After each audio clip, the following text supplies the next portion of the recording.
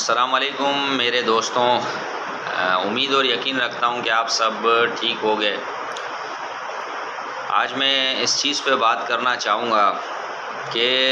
Social media پہ یہ باتیں گردش کر رہی ہیں کہ پاکستان سعودیہ حکومت کی طرف سے ایران سے جنگ کرے گا، ایران پر حملہ کرے گا اور پاکستان پر دباؤ ہے، امریکہ کا بھی، سعودیہ کا بھی۔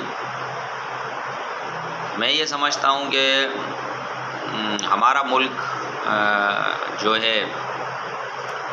اس کے سربراہان جو ہیں، آرمی چیف ہمارے وزیر اعظم، وہ ایسا کوئی قدم نہیں اٹھائیں گے،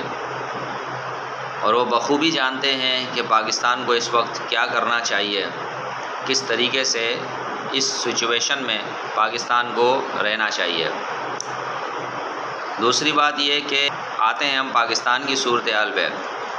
تو میں یہ آپ پاکستانیوں سے سوال کرنا چاہتا ہوں کہ خدا نخواستہ اگر ہماری جنگ ہو گئی ہندوستان سے، افغانستان سے تو چل ہی رہی ہے، اللہ نہ کرے ایران سے جنگ ہو گئی یا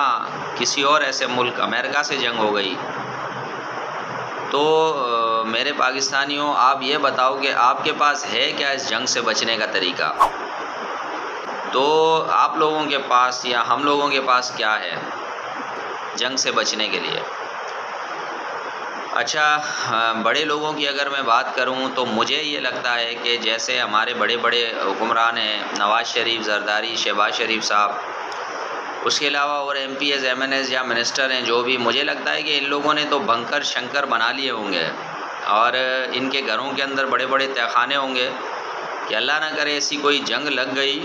اور میزائل آنا شروع ہو گئے تو یہ لوگ اپنے بنکرز میں، اپنے تہخانوں میں چلے جائیں گے۔ عام عوام کا کیا بنے گا؟ جیسے آپ اور ہم کہاں پہ جا کے چھپیں گے؟ تو میرے دوستوں، دعا یہ کریں کہ یہ جنگ جو ہے رک جائے، بند ہو جائے، اور جہاں تک ایران کا تعلق ہے تو ایران نے بڑی دلیری دکھائی ہے، بڑی بہادری دکھائی ہے امریکہ سے پنگا لے کے اور اسرائیل پر حملہ کر کے، لیکن جو ہے اگر دیکھا جائے تو امریکہ جو ہے وہ سپر پاور ہے دنیا کی، اور میں یہ دوستوں کو کہنا چاہوں گا معذرت کے ساتھ، بہت معذرت کے ساتھ، میں یہ ان دوستوں کو کہنا چاہوں گا کہ جو دوست یہ کہہ رہے ہیں کہ امریکہ کو ایران نے پچھاڑ دیا، امریکہ کچھ بھی نہیں ہے، امریکہ اسرائیل کچھ بھی نہیں ہے، تو وہ یہ غلط فہمی، خام خیالی اپنے دماغ سے نکال دیں۔ امریکہ دنیا کا سپر پاور ملک ہے، اس کے پاس اتنی بڑی ٹیکنالوجی ہے کہ اس نے ایران میں گھس کر ان کے سپریم لیڈر خامنہ ای صاحب کو شہید کر دیا، اور اس کے علاوہ ان کے جو دفاع کے تھے ان کو بھی شہید کر دیا۔ تو اس کی آپ انٹیلیجنس کا ادارہ، اس کی انٹیلیجنس کا آپ اندازہ لگا لیں۔ تو اس خام خیالی میں آپ مسلمان نہ رہو۔ میں تو یہ پیغام دینا چاہوں گا کہ آپ لوگ تیاری کرو بھائی، ہم لوگ تیاری کریں کہ اس چیز کی تیاری کرنی چاہیے کہ اللہ نہ کرے جنگ بند ہوتی ہے تو ہم پاکستانی کس طریقے سے بچیں گے۔ ہمارا تو کراچی بھی کھلا ہے اٹیک کے لیے، ہمارے پاس ہمارا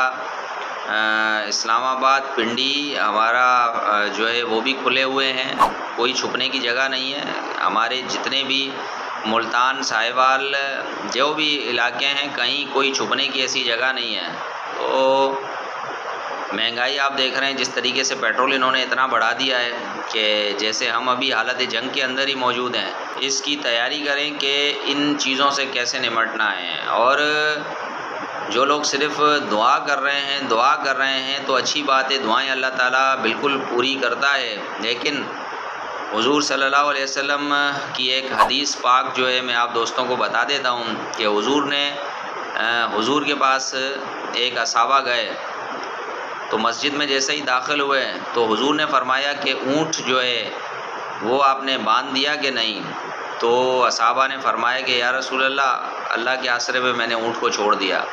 تو حضور نے فرمایا جاؤ اس اونٹ کو باندھ کر اور پھر اللہ پہ توکل کرو۔ تو وہ صحابہ گئے اور انہوں نے اونٹ کو باندھا اس کے بعد اللہ پہ توکل کیا، تو اس سے ہمیں یہ چیز سیکھنے کو ملتی ہے کہ پہلے جو ہے نا اپنی کوشش، اپنی جو بھی ضروریات کی چیزیں ہیں، جو بھی ہتھیار ہیں، ان کو سیٹ کر لو، اس کے بعد اللہ تعالیٰ پہ توکل کرو۔ دعا میں یاد کیجیے گا دوستوں، سوچئے گا آپ ضرور۔